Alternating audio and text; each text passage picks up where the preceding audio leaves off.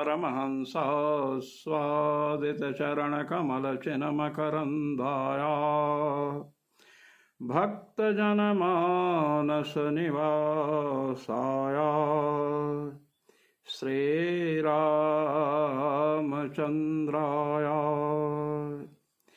यत्र यत्र रघुनाथकीर्तनं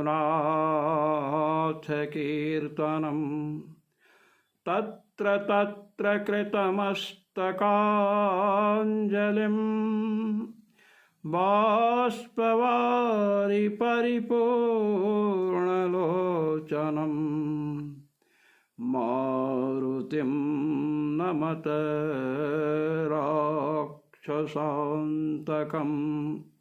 सीतानाथसमारम्भाम् रामानन्दार्यमध्यमाम् अस्मदाचार्यपर्यन्ताम् वन्दे गुरुपरम्पराम् वन्दे गुरुपरम्पराम्। सर्वेश्वर श्री रघुनाथो विजयते तराम। श्री राम। सांख्य सिद्धांत का निराकरण भगवान कृष्णद्वैपायन व्यास जी कर रहे थे। बृहदारण्यक उपनिषद का यस्मिन् पंच जना आकाशश्च प्रतिष्ठितः तमेवं मन्य आत्मानं, यह वाक्य प्रस्तुत हुआ। विद्वान ब्रह्मामृतोमृतम। इस वाक्य में सांख्यवादी पंच जना इसके द्वारा 25 तत्वमय सांख्य सिद्धांत का प्रतिपादन है ऐसा कहना चाह रहा था, जिसका निराकरण अर्थात खंडन कर दिया गया। यहाँ पर यह बतलाया गया कि यस्मिन् पंच जना आकाशश्च प्रतिष्ठितः। पंच जन शब्द से आप 25 तत्व लेंगे तो 25 तत्व में प्रकृति पुरुष 2 आएंगे। प्रकृति चतुर्विंशत अर्थात 24 तत्वों की है। आकाश भी उसमें प्रतिष्ठित है, प्रविष्ट है। यहाँ आकाश की पृथक गणना है, तो 25 तत्व से पृथक आकाश का परिगणन हो गया। यस्मिन और यस्मिन में यत् शब्द से जिस परब्रह्म परमात्मा को कहा गया है, उसी का संकेत तमेवं मन्य आत्मानम, तम आत्मानम। यत् तदोर नित्य संबंधात, यत् और तद का नित्य संबंध है। यत् से जिसको कहा गया है तत् से उसी को कहा जा रहा है। तत् से आत्मा को कहा जा रहा है, परमात्मा ब्रह्म, और यस्मिन से उसी को कहा गया कि ब्रह्म में पंचजन प्रतिष्ठित है, आकाश प्रतिष्ठित है। ब्रह्म आप मानते नहीं हैं, ईश्वर आपके यहाँ स्वीकृत नहीं है। और 25 तत्व के अंतर्गत आपके यहाँ आकाश आता है, यहाँ आकाश की पृथक गणना है। तो आकाश की पृथक गणना है, ब्रह्म तत्व का यहाँ उल्लेख है। ब्रह्म आधार है और यह सब आधेय हैं। आपने ईश्वर को नहीं माना, यहाँ ईश्वर की चर्चा है। आपने 25 अर्थात 25 तत्वों के अंतर्गत आकाश को माना है, यहाँ आकाश उससे पृथक परिगणित हो रहा है। इसलिए आपके अर्थात सांख्यवादियों, आपके सांख्य सिद्धांत का यहाँ वर्णन नहीं है। इसलिए प्रधान जो प्रकृति है, जिसे आप उपनिषद वाक्यों से प्रतिपादित करना चाहते थे, वह बात असिद्ध हो गई। आप उसका प्रतिपादन नहीं कर सके। पंच जना से आप पंच को लेकर 25 बोल रहे थे, वह भी बात हमने निर्मूल कर दी। क्यों? क्योंकि यहाँ पंच पंच का अर्थ यदि आप 25 करोगे तो पंच पंच ये जो समुदाय होगा इसमें अवयव के द्वारा लक्षणा 25 में मानी नहीं पड़ेगी। पंच पंच दो पद आप कह नहीं सकते हैं, क्योंकि दूसरा पंच पंच जना का पंच है। पंच जना यह एक समस्त पद है, पंच वहाँ स्वतंत्र पद नहीं है। पंच सप्तचा वर्षाणी नाववर्ष शतक्रतुः, इसके द्वारा हमने बताया कि पंच और शब्द सप्त दो शब्द हैं, उसका अर्थ 12 होता है। 12 वर्ष इंद्र ने वर्षा नहीं की, तो यहाँ पंच पंच को आप करोगे भी, दो पद मानोगे तो उसका अर्थ 10 हो जाएगा। वीप्सा नहीं कर सकते हैं, इसका भी हमने खंडन कर दिया। अब समाहार आप नहीं कर सकते हैं, क्योंकि पंच से आप पंच महाभूत ले रहे थे। हमने बताया कि यहाँ आकाश की पृथक गणना है तो 4 ही भूत होंगे, इसलिए पंचत्व वहाँ उपपन्न नहीं है, इसलिए आपका सिद्धांत यहाँ पर वर्णित नहीं है। ये बात अब तक आई। अब प्रश्न होता है कि वेदांत सिद्धांत में पंच पंच जना यहाँ पर पंचजन शब्द से क्या विवक्षित है? इस अभिप्राय को प्रकट करने के लिए, इस रहस्य को बतलाने के लिए भगवान बादरायण, जिनका एक नाम कृष्णद्वैपायन व्यास है, वे सूत्र प्रस्तुत कर रहे हैं प्राणदयो वाक्य शेषात्। प्राण आदि को पंचजन से पंच प्राण आदि को लेना है। अब प्राण आदि से आप अपान व्यान समान उदान मत समझ लीजिएगा, वाक्य शेष से निर्णय होगा। कहते हैं के ते के पंच जन संगिता पंच इत्यपेक्षायाम आह प्राणादय इति। पंचजन का संगी कौन है? पंचजन तो संज्ञा हुई, देख संख्य संज्ञायाम से संज्ञा में समास हुआ है, समाहार में नहीं हुआ है, हमने बतलाया। अब पंचजन शब्द है, उसका संगी कौन है? जैसे घट संज्ञा है, उसका संगी कम्बुक ग्रीवादिमान पदार्थ होता है जिससे आप पानी भरते हैं, घड़ा भाई। तो कहते हैं पंचजन संगिता के पंच, वे 5 कौन है जिनकी पंचजन संज्ञा है? कहते प्राणादय, प्राण आदि हैं। कहे कि प्राण आदि हैं। यहाँ पर पृथ्वी जल तेज वायु आकाश जो सांख्यवादी कहना चाहता था वो नहीं है। कुत इदम अवगम्यते, भगवत पाद श्री स्वामी रामानंदाचार्य जी महाराज कह रहे हैं कि इसका ज्ञान आपको कैसे हुआ कि प्राण आदि 5 का यहाँ ग्रहण है? कहते सुनिए, वाक्य शेषात्, वाक्य शेष से। संदिग्धार्थ निर्णय से वाक्य शेषाधीनत्वात्, जहाँ अर्थ संदिग्ध हो जाता है, संशयग्रस्त हो जाता है, वहाँ अग्रिम वाक्यों को देखना पड़ता है, उससे उस अर्थ का निर्णय होता है। सच वाक्य शेषस्तावत। अब वाक्य शेष क्या है इसे प्रस्तुत कर रहे हैं। प्राणस्य प्राणमुत चक्षुषश्चक्षुरुत श्रोत्रस्य श्रोत्रम, बृहदारण्यकोपनिषद है। इति वाक्य शेषे ब्रह्माधारतया नियम्यतया श्रुताः प्राणादयः पंच पंचजन शब्दस्यार्थो ज्ञेयः। कहते हैं पंचजन शब्द का अर्थ क्या है? आगे प्राणस्य प्राणम, उत चक्षुषश्चक्षु, प्राण का प्राण, चक्षु का चक्षु, श्रोत्र का श्रोत्र, ये बात बतलाई जा रही है। और अन्नस्य अन्नम, अन्न का अन्न, मनसो मनः, ये बात बताई जा रही है। तो देखिए प्राण का प्राण है, चक्षु का चक्षु है, श्रोत्र का श्रोत्र है, अन्न का अन्न है, मन का मन है।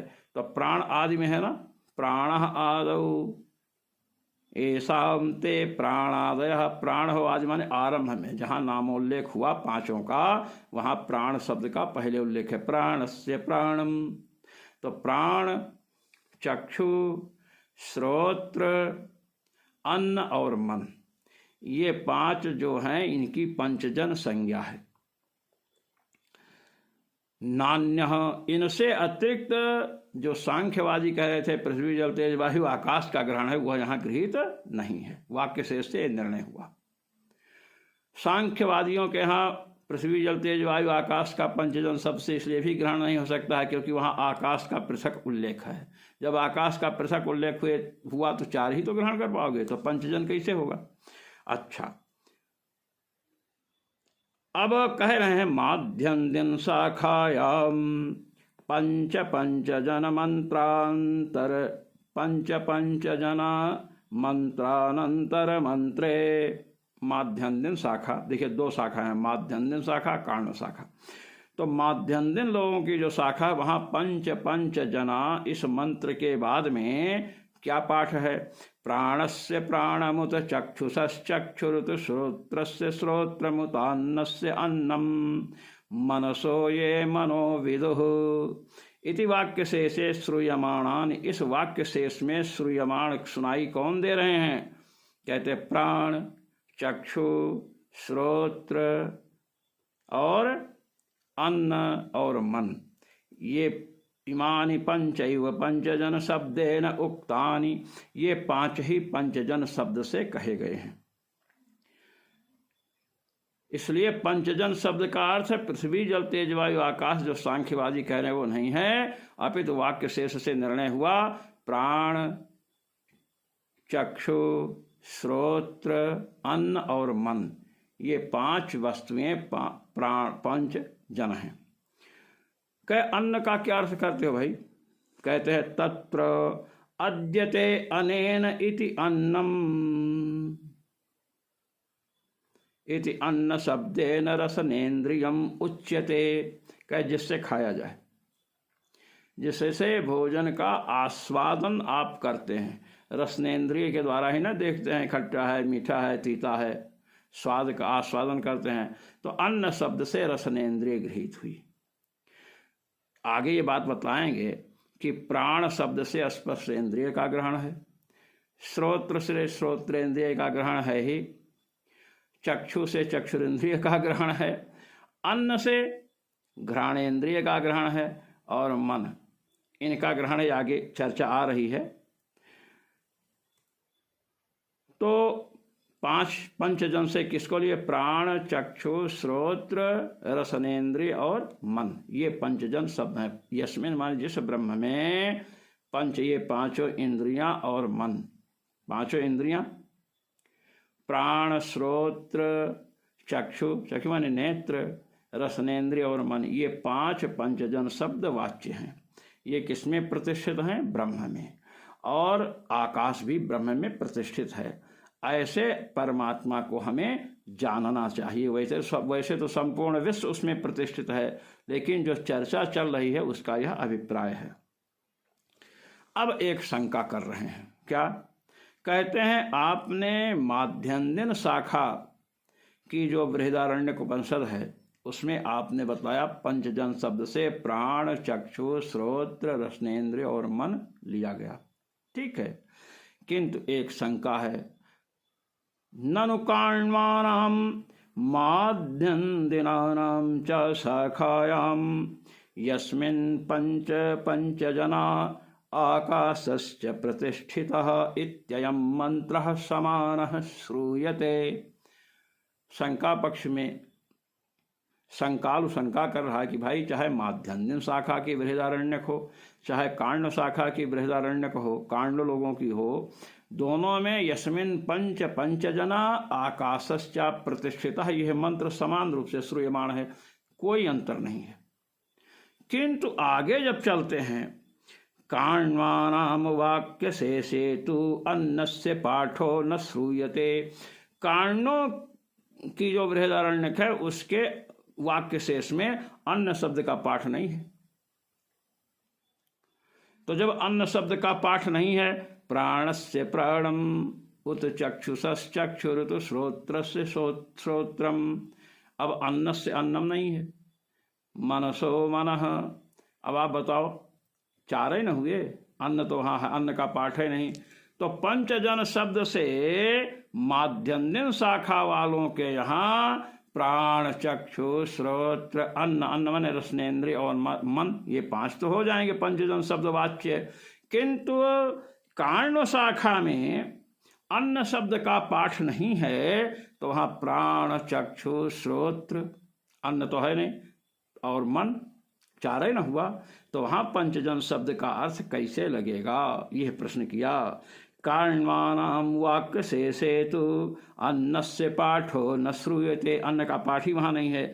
अतस्तेषां पक्षे चतुर्णां प्राणादीनां पंचजन शब्द वाच्यत्वं नोपपद्यते, इसलिए उनके यहाँ पंचजन शब्द का वाच्य जब 5 है ही नहीं, 4 ही है, अन्न वहाँ है ही नहीं, तो 4 को पंचजन कैसे कहेंगे उनके यहाँ, वहाँ बतलाइए। इत्याशंकायाम आह, ऐसी जब आशंका हुई तो भगवान कृष्ण द्वैपायन व्यास ने सूत्र प्रस्तुत किया। ज्योतिषैकेशम असत्यन्ने, यह प्रथम अध्याय के 4th पाद का 13वां सूत्र है। अभी 12वें सूत्र पर हम चर्चा कर रहे थे।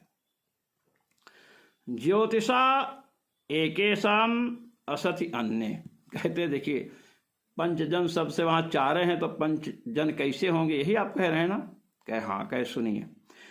एकेशाम ज्योतिषा एकेशाम असति अन्य, कहते एकेशाम काण्वानाम वाक्य शेषे असति अन्य शब्दे ज्योतिषा एकेशाम असति अन्य, कहते हैं एकेशाम अर्थात काण्वानाम, जो काण्व लोग हैं उनके यहाँ बृहदारण्यक उपनिषद में वाक्य शेष में अन्न शब्द का पाठ ना होने पर भी पंचजन शब्द का प्रयोग चरितार्थ है। कहे कैसे है, 4 हैं, कहे सुनिए तो।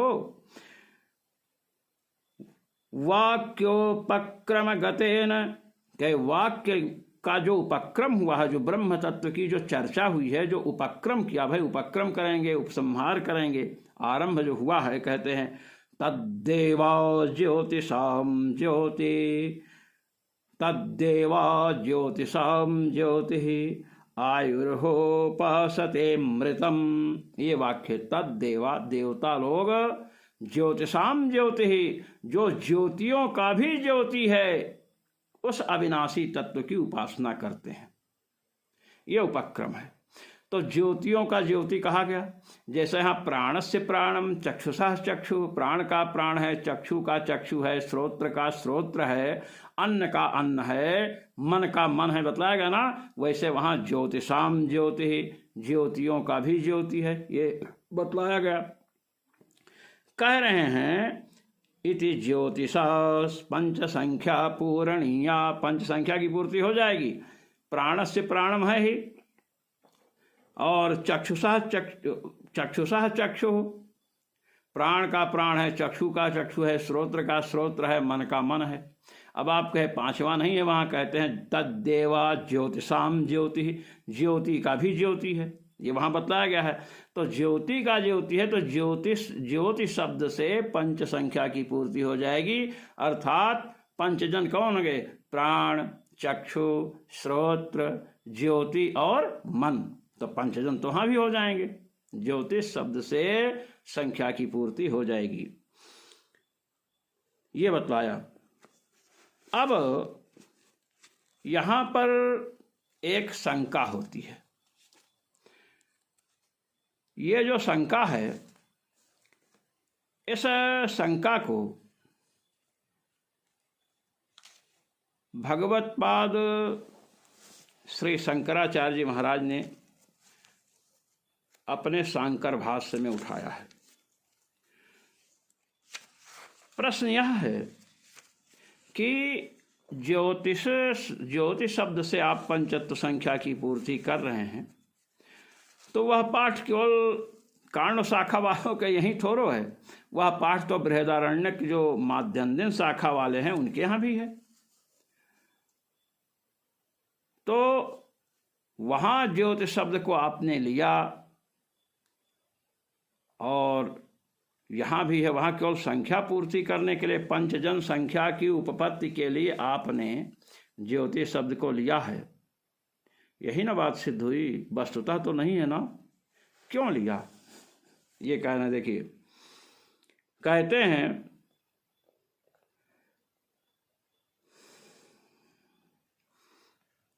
अपेक्षा भेदात, कहते हैं माध्यन्दिन शाखा वालों के यहाँ मंत्र तो समान है। यस्मिन पंच पंचजना आकाशश्च प्रतिष्ठिता, ये सब मंत्र समान है। प्राण से प्राणम, चक्षुषा चक्षु, श्रोत्र से श्रोत्रम, अन्न से अन्नम, वहाँ अन्न से अन्नम नहीं है। कहते हैं पंचजन संज्ञा की उपपत्ति के लिए मंत्रांतर दूसरे मंत्र में पठित जो ज्योतिषाम ज्योति, वहां से ज्योतिष शब्द लिया गया, क्योंकि उसको लिए बिना पंचजन संज्ञा नहीं बन सकती है। कहते हैं क्यों? कहे अपेक्षा, वहां पंचजन किसको कहें? चार की ही गणना है, तो अपेक्षा नहीं पंचजन कौन है? तो ज्योतिषाम, जैसे प्राण से प्राणम कहा, प्राण का प्राण है तो आपने गिना, वैसे ज्योतिषाम ज्योति वहां है तो इसलिए वहां गणना की गई। कहते हैं हम ये नहीं कह रहे हैं, हमारी शंका ये नहीं, हमारी शंका यह है कि तद्देवा ज्योतिषाम ज्योति रायुर, ये जो आया है अभी, तद्देवा ज्योतिषाम ज्योति, ये जो वाक्य है इससे आप ज्योति शब्द लिए वहां, तो ये तो माध्यन्दिन शाखा वालों के यहाँ भी है, यहाँ नहीं लिया गया और वहाँ लिया जा रहा है। एक जगह ग्रहण है, एक जगह ग्रहण नहीं है, ग्रहण और अग्रहण। कर्ण शाखा वालों के यहाँ ग्रहण है और माध्यन्दिन शाखा वालों के यहाँ ज्योति का अग्रहण है। ये हम पूछ रहे हैं, ग्रहण और अग्रहण क्यों? क्या जहाँ आपकी इच्छा हो ग्रहण करो और जहाँ इच्छा हो वहाँ ना ग्रहण करो, ये क्या मतलब निकला भाई? तो इन्होंने कहा है कि सुनिए, यथा समानेपि अचिरात्रे वचन भेदात् षोडशिनो ग्रहणा ग्रहणे तद्वत्, ये भगवत पाद शंकराचार्य जी की पंक्ति है। कहते हैं यथा समानेपि अतिरात्र के, अतिरात्र संज्ञक याग है, अतिरात्र संज्ञक जो याग है, अतिरात्र संज्ञक, अतिरात्र संज्ञा है उसकी। अब उसमें कहा गया अतिरात्रे षोडशिनम गृह्णाति, एक वाक्य है, और एक वाक्य है नातिरात्रे षोडशिनम गृह्णाति। अतिरात्र संज्ञक याग में षोडशिक ग्रह का ग्रहण करे, और एक है नातिरात्रे षोडशिनम गृह्णाति, अतिरात्र संज्ञक याग में षोडशिक ग्रह का ग्रहण न करे। अब आप बताइए, एक ही अतिरात्र संज्ञक याग है तो इसमें षोडशिक ग्रह का ग्रहण करो भी और षोडशिक ग्रह का ग्रहण ना करो, दोनों है। तो एक जगह ग्रहण होता है और एक जगह ग्रहण नहीं होता है। क्यों? कहते इच्छा, षोडशिक ग्रह का चाहे ग्रहण करो चाहे ना करो। तो जैसे वहाँ एक ही में षोडशिक ग्रह का ग्रहण है, एक ही में षोडशिक ग्रह का ग्रहण नहीं है, इसी प्रकार पंचजन शब्द में एक स्थान में ज्योति का ग्रहण है और एक जगह ज्योति का अग्रहण है। जैसे एक जगह षोडशिक ग्रह का ग्रहण होता है अतिरात्र कर्म में ही, और एक जगह अतिरात्र कर्म में ही षोडशिक ग्रह का ग्रहण नहीं होता है। तो ग्रहण जो है, ग्रहण करना और ग्रहण न करना, ये अतिरात्र संज्ञक कर्म में देखा गया है। इसी प्रकार यहाँ पर कर्ण शाखा में ज्योति का ग्रहण होगा और माध्यन्दिन शाखा में जो पंचजना है वहाँ ज्योति का ग्रहण नहीं होगा। ये भगवत पाद शंकराचार्य जी की पंक्ति है, बहुत स्पष्ट किया है उन्होंने। तो देखें, ये बतलाया माध्यन्दिन शाखा में पंचजन संख्या, पंचजन प्राण, चक्षु, श्रोत्र, अन्न में रसनेन्द्रिय और मन, ये हो गया। माध्यन्दिन शाखा में प्राण, चक्षु, श्रोत्र, अन्न नहीं तो मन, और मन तो है ही वहाँ भी, अन्न नहीं है तो अन्न के जगह कौन लगे? ज्योति को। पंचजन के लाभ हो जाए। ग्रहण किया, जैसे षोडशिक ग्रह में ग्रहण करते हैं और कहीं ग्रहण नहीं करते हैं, तो ग्रहण नहीं किए कौन हो गए? माध्यन्दिन शाखा वाले ज्योति का ग्रहण नहीं किए और कर्ण शाखा में ज्योति का ग्रहण किए, ग्रहणाग्रहण, ये दृष्टांत हुआ। अब इसको पंचजन को और सुस्पष्ट कर रहे हैं। प्राणस्य प्राणम चक्षुषश्चक्षुः उत श्रोत्रस्य श्रोत्रम कहते हैं। तत्र वायुवात्मक प्राणवाचकेन प्राण शब्देन वायु संबंध्य स्पर्शेन्द्रियम गृह्यते। प्राणस्य प्राणम के वायुवात्मक जो प्राण है, प्राण वायु रूप है। प्राण शब्द से वायु का संबंधी कौन है? स्पर्शेंद्रिय। वायु का स्पर्शन प्रत्यक्ष होता है, स्पर्श से ही तो वायु का पता चलता है, आंख से तो देख नहीं सकते हैं। तो प्राणस्य प्राणम अर्थात यहाँ पर स्पर्शेंद्रिय ग्रहण है। प्राण का प्राण मन स्पर्शेंद्रिय का भी स्पर्शेंद्रिय है। अब अन्न शब्द, अन्न शब्दाभेद पृथ्वी संबंधित्वात्, अन्न शब्द का अर्थ पृथ्वी है, तो पृथ्वी का संबंधी कौन है? घ्राणेन्द्रिय है। गंध का ग्रहण किससे होता है? घ्राणेन्द्रिय से होता है। तो अन्न शब्द से, अन्न शब्देन घ्राणेन्द्रियम गृह्यते। अन्न शब्द से कही जाने वाली जो पृथ्वी है, उस पृथ्वी का संबंधी कौन है? घ्राणेन्द्रिय है। इसलिए अन्न शब्द से किसको लेंगे? घ्राणेन्द्रिय को लेंगे। प्राण शब्द से किसको लिए? रसनेन्द्रिय को लिए, क्योंकि प्राण क्या है? वायु स्वरूप है, वायुवात्मक है, और वायु से संबंध किसका है? स्पर्शेंद्रिय का है। तो प्राण शब्द से स्पर्शेंद्रिय और अन्न शब्द से घ्राणेन्द्रिय लिया। तंत्रेण तो रसनेन्द्रियम अपि, कह तंत्र से रसनेन्द्रिय भी अन्न शब्द से लेना है।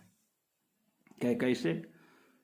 कह तंत्र, कह तंत्र क्या है? किमिदम तंत्रत्वम नाम, तंत्र क्या है? कहते सकृदोच्चरितत्वे सति बहुअर्थ बोधकत्वम तंत्रत्वम।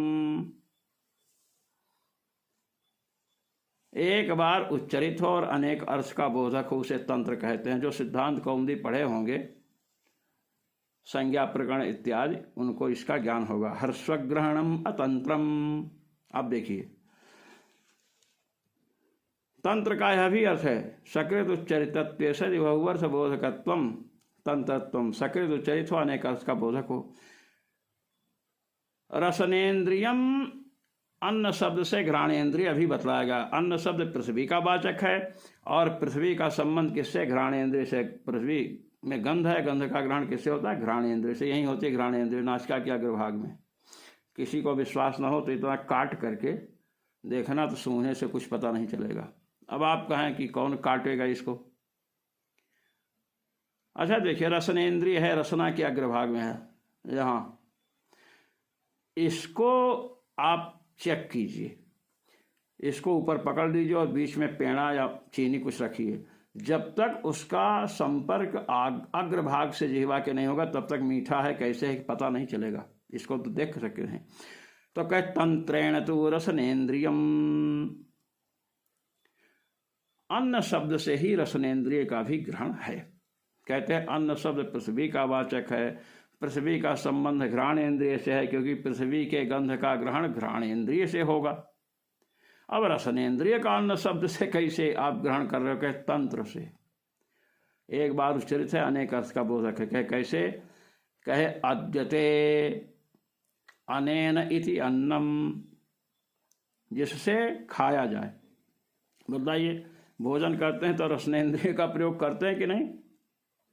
थोड़ा सा स्वाद में कमी हो गई, थाली उठा के फेंक देंगे पत्नी के सामने लोग, स्वाद ही नहीं, दाल में नहीं, सब्जी में। तो रसनेन्द्रिय भी भोजन में सहयोगी है, खाने में।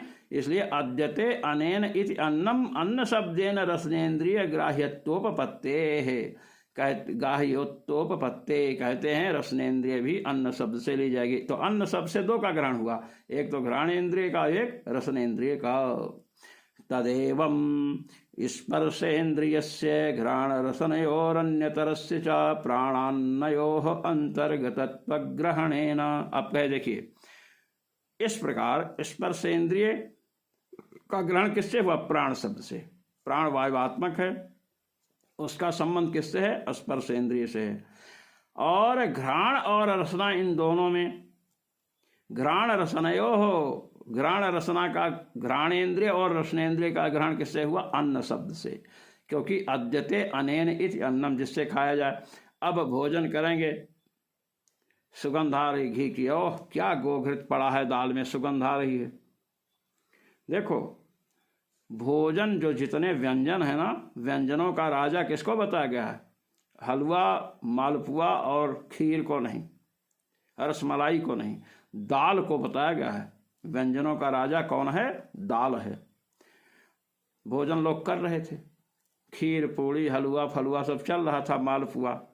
जब दाल लेकर के लोग आए तब कहते हैं पलायध्वम पलायध्वम रे रे व्यंजन नायकाः भूपः सूपः समायातः हिंगुना जीरकेण सह। अये व्यंजनों के नायकों, हलवा खीर मालपुआ, तुम लोग भगो, पलायध्वम, भगो भगो भगो। कहे क्यों भगे? कहे भूपः सूपः, सूप कहते दाल को, भूप कहते राजा को। दाल महाराज पधार रहे हैं, भूपः सूपः समायातः, दाल महाराज पधार रहे हैं। कहे क्या दाल महाराज कैसे हो गए? के बॉडीगार्ड हैं। हिंगुना जीरकेण सह, हींग और जीरा बॉडीगार्ड है। जिस दाल में हींग और जीरा ने वो दाल क्या? ये तो कहते हैं कि अन्न शब्द से रसनेन्द्रिय और घ्राणेन्द्रिय इन दोनों का ग्रहण है। तो प्राण चक्षु श्रोत्र मनान सीमानि वाक्य शेषे श्रूयमाणानि पंचजन संगीतानि पंचगेयानि इति। कहते इसलिए प्राण चक्षु श्रोत्र मन और ज्योति ये पंचजन शब्द से कहे जाएंगे किसके यहाँ? कांड शाखा वालों के यहाँ। प्राण शब्द से किसको लेंगे? स्पर्शेंद्रिय को, चक्षु से नेत्र को, श्रोत्र से श्रोत्रेंद्रिय को, कर्णेंद्रिय को, और अन्न से रसनेन्द्रिय और घ्राणेन्द्रिय को और मन को। अन्न शब्द 5 हो गया ना, प्राण चक्षु श्रोत्र अन्न और मन। कांड शाखा वालों के यहाँ प्राण चक्षु श्रोत्र और अन्न के जगह कौन आ जाएगा? ज्योति और मन। तो वही बतला रहे हैं, यही पंचजन शब्द के अर्थ हैं। प्राणादयः वाक्य शेषाद इति सूत्रेण दृढ़ीकृतत्वात्। प्राणादयः वाक्य शेषाद, इस सूत्र से भगवान व्यास ने इसको दृढ़ कर दिया है कि पंचजन शब्द से किसको लेना है? प्राणादयः वाक्य शेषाद, वाक्य शेष से प्राण श्रोत्र चक्षु अन्न और मन। प्राण श्रोत्र चक्षु ज्योति और मन, ये 5 को लेना है। कैसे निकलागा? कहे अत्र तंत्र सिद्ध पंचविंशतित्व प्रसंगा भावेन। यहाँ 25 तत्व की चर्चा नहीं है जो सांख्य लोग चिल्ला रहे थे, उसका कोई प्रसंग नहीं है। यहाँ ब्रह्म के आश्रित हैं ये सब तत्व, उनके यहाँ ब्रह्म स्वीकृत ही नहीं, ईश्वर को स्वीकार ही नहीं किया। और 25 तत्वों से अतिरिक्त अगर कहेंगे तो आकाश भी है, इधर आत्मा भी है। 25 में 24 तत्व में ही प्रकृति और पुरुष माने आत्मा, ये दोनों आ गए। यहाँ ब्रह्म की चर्चा आत्मा की और आकाश की है। और पंचजन शब्द किसमें है? वाक्य शेष से प्राण चक्षु श्रोत्र अन्न और मन में है। प्राण चक्षु श्रोत्र ज्योति और मन में निश्चित कर दिया गया उपनिषद के द्वारा। इसलिए यहाँ सांख्य कपिल तंत्र में कहे गए 25 तत्वों की यहाँ चर्चा नहीं है। इसलिए न सांख्योक्त तत्व वचनावकाश, इसलिए सांख्यों के यहाँ कहे गए जो तत्व हैं 25 तत्व, उनके कथन का यहाँ अवकाश ही नहीं है।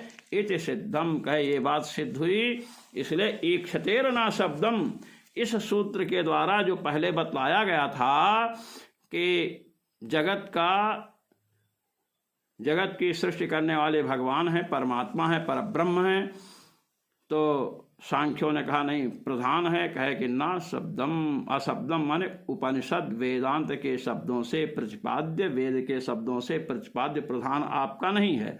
अब सांख्यवादी कितना संघर्ष किया करके और अंत में पराजित होकर के चले गए।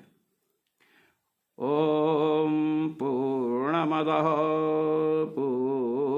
पूर्णमिदं पूर्णात् पूर्णमुदच्यते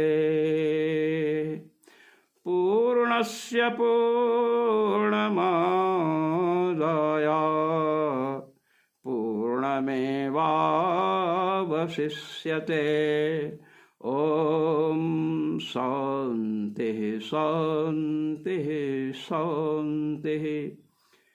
जो मनीषी जन ब्रह्मसूत्र के पाठ को श्रवण करते हैं, मनन करते हैं, उन सबको सर्वेश्वर श्री रघुनाथ जी की ओर से कोटि कोटि आशीष, हमारी ओर से उनका अभिनंदन। जय श्री राम।